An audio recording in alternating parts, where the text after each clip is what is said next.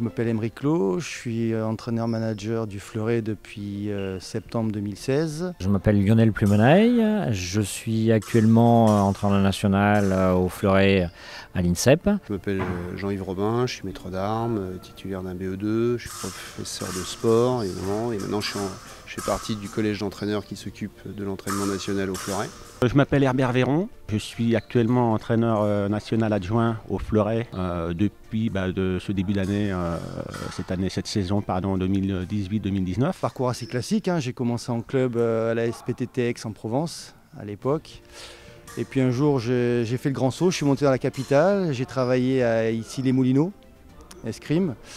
Et j'ai été contacté par Franck Boisdin pour venir l'aider sur le pôle France jeune de Châtenay-Malabry. Voilà, donc je travaillais en club, je faisais un peu du pôle France jeune. Et puis un jour Franck a repris le Fleuret dames. Et donc il m'a demandé si je voulais travailler avec lui comme adjoint. Donc j'ai arrêté le club et je suis passé adjoint au Fleuret dames. Et puis voilà, j'ai franchi les étapes. Après on a fait la mixité au Fleuret Fleuret dames. Et puis aujourd'hui me voilà manager. Je suis entraîneur à l'INSEP depuis 2017. Auparavant, j'étais entraîneur national junior et responsable du pôle d'Aix-en-Provence. Et auparavant, donc il y a une vingtaine d'années, j'ai été sportif escrimeur avec notamment 2 médailles olympiques. Voilà. Après mon parcours, j'ai commencé l'escrime à 6h30. Et puis après, de fil en aiguille, j'ai intégré les équipes de jeunes, en junior, après en senior. J'ai fréquenté le pôle France de Wattignies pendant que j'étais junior. Et puis après, j'ai intégré l'INSEP pendant 6 ans, en tant qu'athlète. J'ai été entraîneur déjà à l'INSEP de 2005 à 2014. Ensuite, j'ai enchaîné sur CTS dans la Ligue de Champagne-Ardenne. Et voilà, donc maintenant je suis actuellement entraîneur de l'équipe de France avec Aymeric Clos, Jean-Yves Robin et puis Lionel Plumenaille. Aujourd'hui, on travaille donc sur un groupe de 25 personnes, 25 athlètes, 13 garçons, 12 filles. Herbert est plus spécifiquement sur les jeunes, ce qui n'empêchera pas de s'occuper aussi de ceux qui sont répertoriés Tokyo 2020.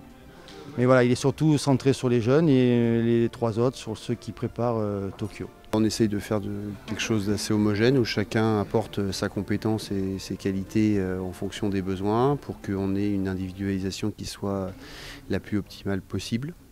Voilà le but de l'exercice qui n'est pas forcément simple parce qu'on a 2 populations, garçons-filles, avec des gens très différents, des entités et des caractères très trempés. Donc forcément, c'est pas forcément simple, mais on essaye d'avoir la meilleure osmose possible pour apporter tout à chacun l'ensemble de nos compétences dans un but de performance. Pas chacun forcément a un rôle, on a un rôle on va dire principal. Le mien, puisque je vais plutôt parler du mien, ce serait surtout de m'occuper des jeunes.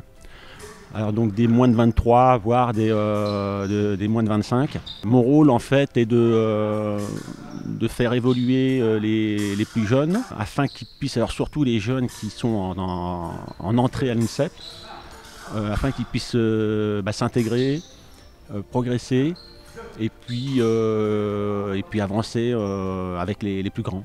On est 4 entraîneurs, un manager qui est Aymeric Clos, 2 entraîneurs qui sont Jean-Yves Robin et moi-même qui sommes en charge du Fleuret dames pour aider le groupe senior, on va dire, confirmé.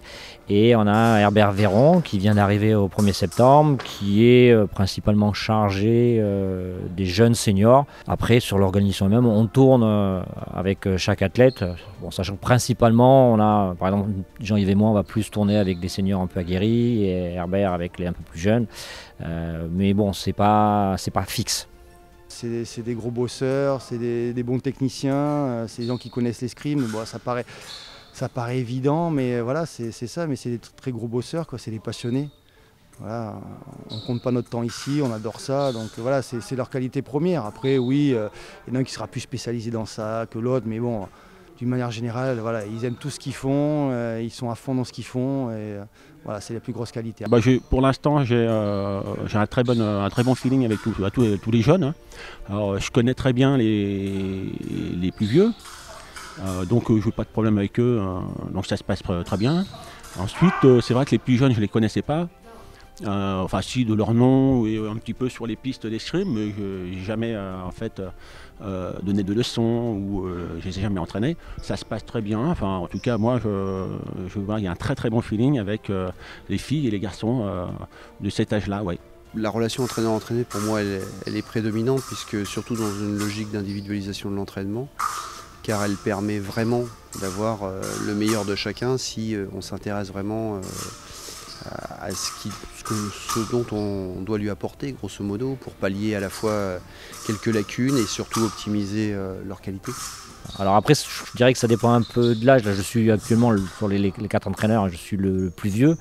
Donc il va y avoir automatiquement une relation qui est un peu plus basée en fonction de l'âge, un peu pas de respect, mais on parle de quelque chose de tout simple. Je me fais vouvoyer par les athlètes, bon, sauf un ou deux parce que j'étais en équipe avec eux. Automatiquement, il y a un peu plus de distance du fait que voilà, moi j'ai plus de 50 ans, ils ont 20 ans. Pas dire que ça fait vieux papy, mais automatiquement cet écart d'âge et d'expérience fait que la relation va être un peu plus, une distance un peu plus forte qu'il va y avoir avec par exemple quelqu'un comme Jean-Yves qui est un peu plus jeune que moi.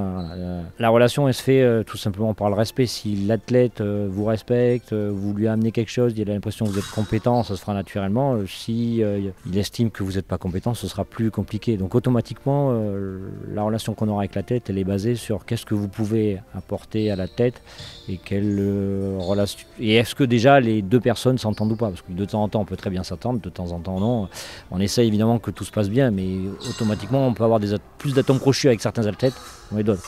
En fonction des valeurs qui peuvent être différentes, du feeling qu'on a avec l'athlète, voilà. Mais bon, c'est très la réponse, on peut en parler des heures, ça dépend vraiment, je dirais, de chaque athlète. Et puis aussi de chaque athlète, de la personnalité de l'athlète et de ses objectifs.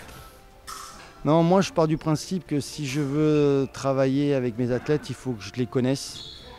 Et il faut que je sache de quoi est fait leur quotidien, de ce qui se passe dans leur vie. Alors c'est pas pour faire du voyeurisme, hein. C'est parce que j'ai besoin de savoir, pour savoir quand est-ce que je peux faire des choses, d'autres non. Voilà, j'ai envie de faire grandir ces gens-là, mais j'ai envie aussi de grandir avec eux. C'est un peu ma philosophie de l'entraînement. Voilà, je sais que ils me font grandir, je les fais grandir. Et on a besoin de se connaître pour pouvoir travailler. Chaque personne est différente. Et j'essaie de donner en fonction des personnalités de chacun des choses différemment. Donc voilà, c'est un peu ma philosophie. Voilà, des fois on va me reprocher d'être trop copain avec eux, mais c'est pas grave, c'est mon mode de fonctionnement. Alors on verra, de toute façon la vérité ça sera toujours Tokyo, hein. Peut-être que si ça marche on dira que c'est bien, puis ça marche pas on dira que c'était pas la meilleure solution, mais voilà, en tout cas c'est ma façon de fonctionner avec eux. Alors bien évidemment, j'ai eu 3 maîtres d'armes. Un maître d'armes de club qui m'a formé quand j'étais jeune, qui m'a permis d'arriver à l'INSEP. Qui était maître Bello, et puis 2 entraîneurs principalement à l'INSEP qui ont été maître Martin et maître Menon, avec 2 relations différentes. J'avais une relation assez basée sur un énorme respect. Il y a une grosse différence d'âge avec maître Martin qui m'a vraiment permis d'arriver à un certain niveau, et après j'ai eu une relation très privilégiée avec Patrice Menon qui m'a permis vraiment de passer un gros cap, de passer d'un bon tireur au niveau mondial à faire un peu plus. L'un m'a apporté beaucoup au niveau technique, l'autre beaucoup au niveau tactique, au niveau combat. Vraiment énormément de rigueur sur la notion d'entraînement, où il fallait quand même des entraîneurs qui étaient très très rigoureux sur leur manière d'enseigner.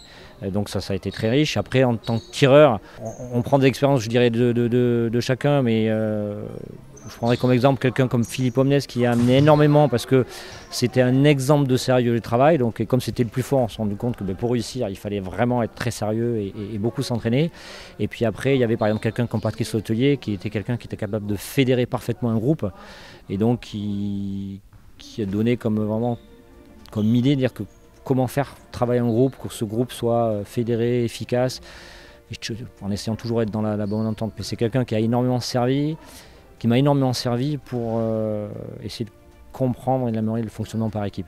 Voilà, après, il y en a d'autres, bien évidemment, mais je veux dire que ces 2 tireurs ont été un petit peu une source d'inspiration, et après, on se développe soi-même. Ça n'a pas été automatiquement des modèles quand j'étais tireur, parce qu'on ne s'en rend pas compte. Par contre, après, quand on devient entraîneur, on se rend compte qu'il y a certaines personnes qui nous ont amené des petits détails qui sont fondamentaux quand on est entraîneur. Oui, Franck, c'est quand même lui qui m'a amené là où je suis. Je vais pas le cacher, quoi. Voilà, c'est lui qui a cru en moi, c'est lui qui m'a soutenu, qui m'a toujours encouragé à avancer. Donc oui, je me suis inspiré de la manière dont il travaillait. Et voilà. Après, il avait des qualités différentes des miennes, mais oui, je me suis inspiré de lui.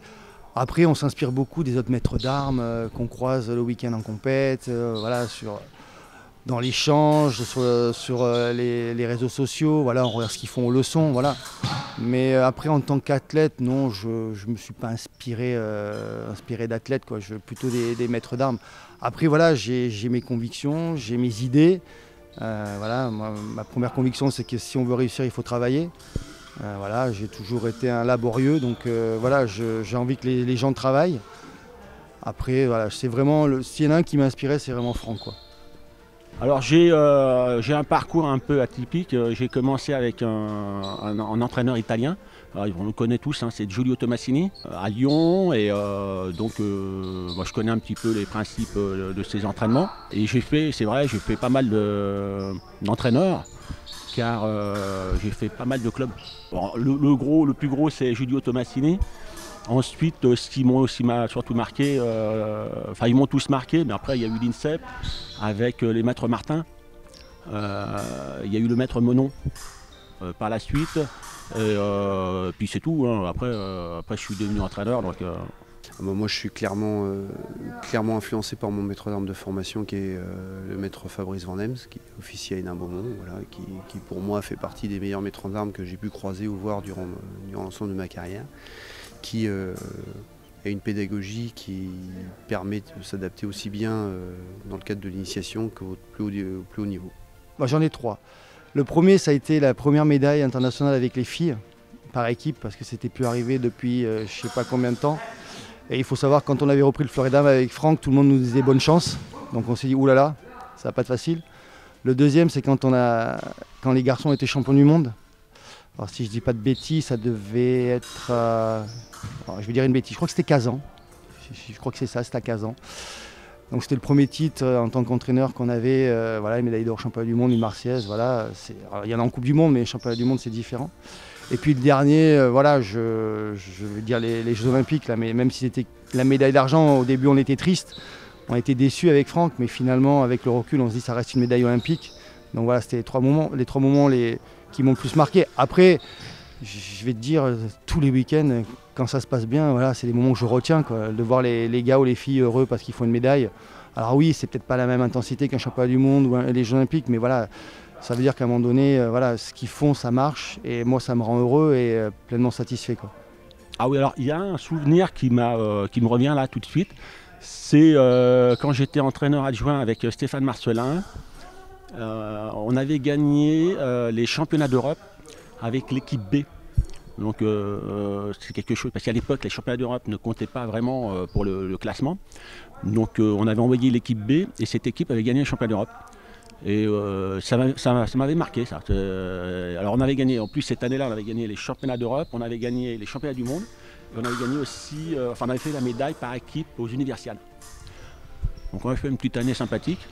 Ouais, c'était une super année ça. Oui, quand on a gagné le titre en 2014, c'était quelque chose de très très fort, voilà, d'avoir assisté, surtout avec une finale qu'on a survolée, c'était vraiment, vraiment impressionnant. Et puis après aussi toute l'Olympiade qu'on a faite jusqu'à Rio avec une médaille au fleur et dames systématiquement au grand championnat. Ce qui, alors même s'il n'y a pas eu de victoire, et qu'il y a eu beaucoup de médailles de bronze, ce qui reflète quand même un certain niveau, puisqu'il y a quand même une constance dans la régularité des résultats, parce qu'être systématiquement sur 8 grands championnats différents sur la boîte, c'est quand même une performance qui n'est pas négligeable.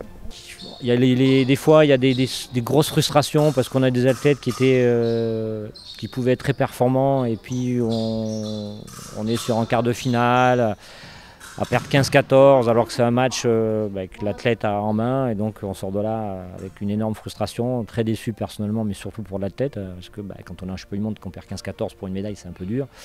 Après il y a des moments qui sont, quand j'étais entraîneur junior, qui ont été très agréables, quand des athlètes ont fait une médaille individuelle ou par équipe. C'est très agréable parce qu'en plus il y a aussi cette insouciance de la jeunesse qui fait que ça fait vraiment plaisir. Et puis après il y en a d'autres qui peuvent être quand j'étais entraîneur senior, par exemple la place d'Isaora cet été, bon évidemment c'est un gros plaisir de voir une athlète qui elle va presque jusqu'au bout, qui ramène une médaille.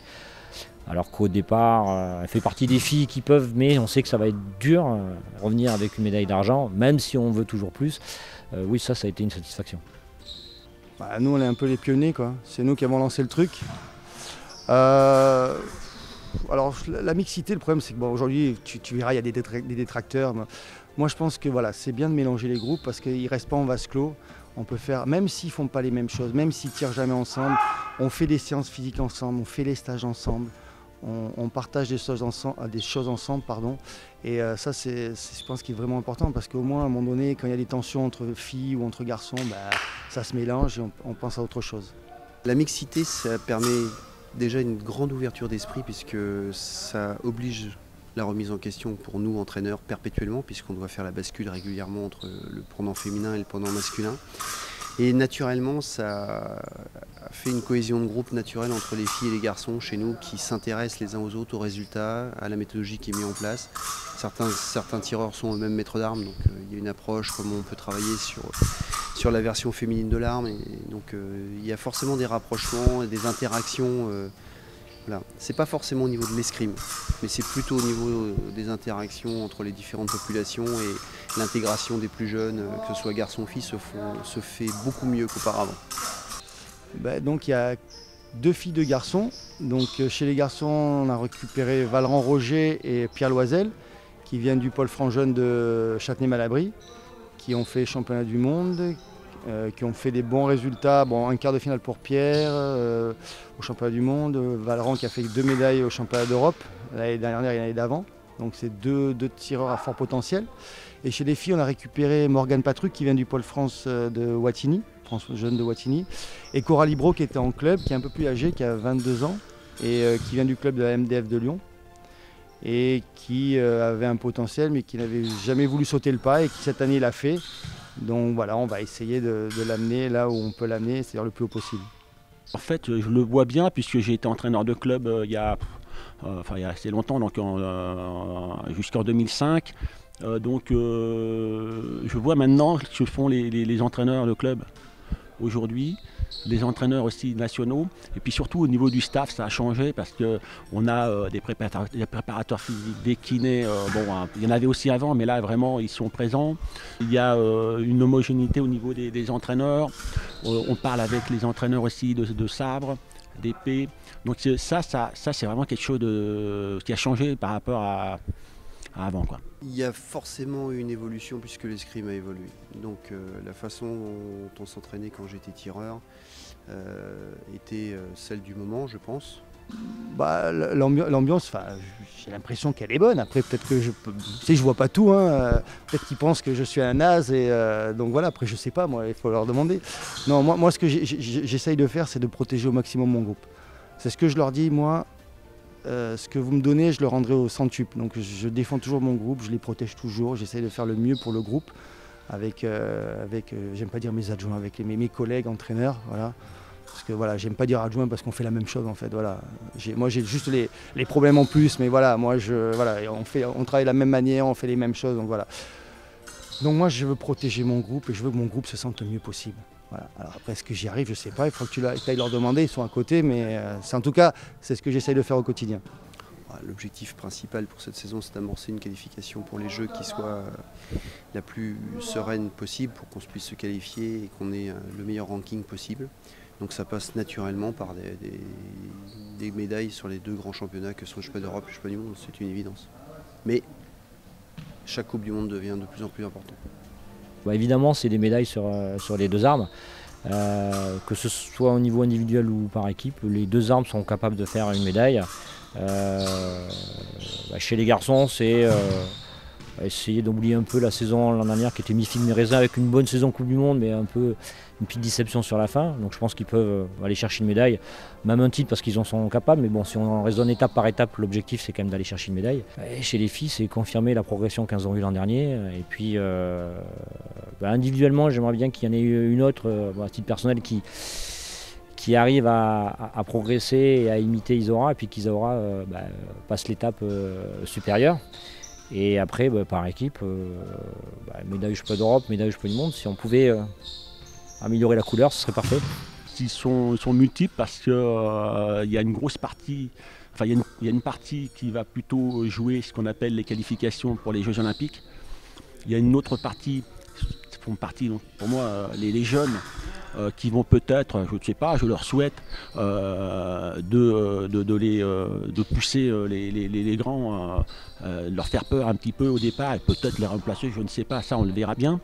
De les faire progresser là. Donc voilà, les objectifs, c'est surtout ça. Hein. De manière générale, il y a l'objectif principal, c'est les Jeux Olympiques, et puis les jeunes pour le 2024. Voilà. Je te dirais briller à chaque Coupe du Monde, être présent à chaque Coupe du Monde.